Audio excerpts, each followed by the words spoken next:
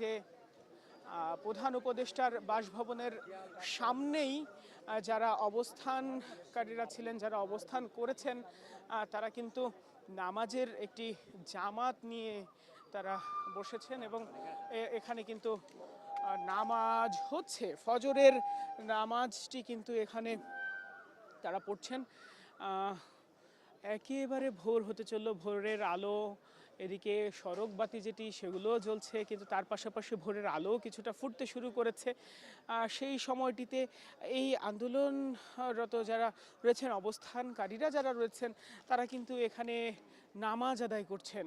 এটি কিন্তু আমরা দেখছি কিছুক্ষণ আগেই এনসিপির যিনি সদস্য সচিব আক্তার হোসেন, তিনি কিন্তু বলেছেন যে আমরা পাশে নামাজের ব্যবস্থা করা হয়েছে, আমরা এখানে পর্যায়ক্রমে নামাজ পড়ে নিব, সেই কথাটি কিন্তু তারা বলেছেন। এবং নামাজ যারা পড়বেন তারা এখানে অবস্থান থেকে সরে এসে নামাজ পড়বেন, আবার নামাজ পড়ে গিয়ে কিন্তু অবস্থান করবেন আবার, তেমনটি কিন্তু আমরা দেখছি। আমরা আরও দেখছি যে একজন অবস্থানকারী কিন্তু ক্লান্ত হয়ে একেবারে রাস্তায় শুয়ে পড়েছেন, সেই বিষয়টিও কিন্তু আমরা দেখতে পাচ্ছি।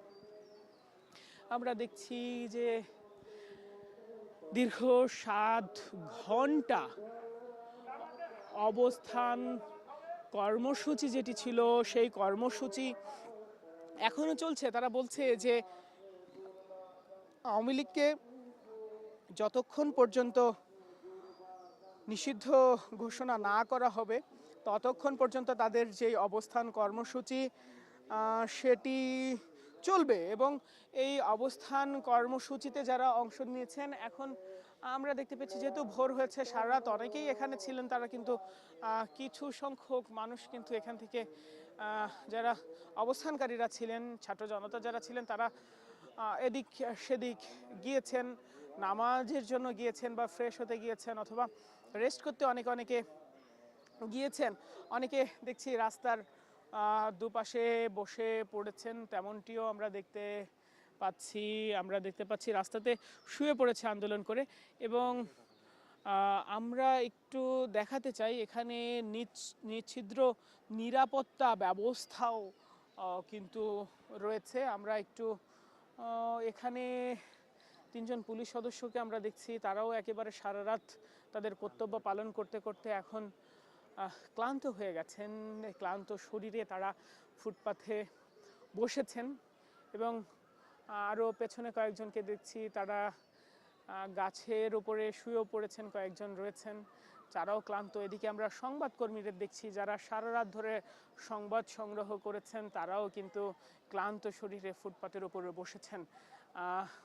গণমাধ্যম কর্মীরা যারা রয়েছেন, তারা সারা রাত ধরেই কিন্তু এই যেই অবস্থান কর্মসূচি রয়েছে, সেই অবস্থান কর্মসূচি দর্শকদের দেখাচ্ছিলেন, দেশবাসীকে দেখাচ্ছিলেন। একদম যেহেতু ভোর হয়েছে, তারাও এখন কিন্তু কিছুটা বিশ্রামের দরকার বলে মনে করেছেন এবং তারা বসে পড়েছেন। আমরা আবারও দেখছি আরেকটি জামাত এই পাশে দাঁড়িয়েছে, যারা ফজরের নামাজ পড়ছেন। আমরা একটু সামনে প্রধান উপদেষ্টার বাসভবনের সামনে এগিয়ে যেতে চাই। আমার সঙ্গে যিনি চিত্র সাংবাদিক রয়েছেন, তাকে আমি অনুরোধ করবো একটু সামনে এগোতে, কেননা আমরা দেখছি যে প্রধান উপদেষ্টার বাসভবনের সামনে ব্যারিকেড দেওয়া রয়েছে এবং সেখানে পুলিশ সদস্যরা কিন্তু একেবারে সারা রাত তারা দাঁড়িয়েছিলেন, তারা এখানে কিন্তু তাদের কর্তব্য পালন করেছেন তাদের জায়গা থেকে।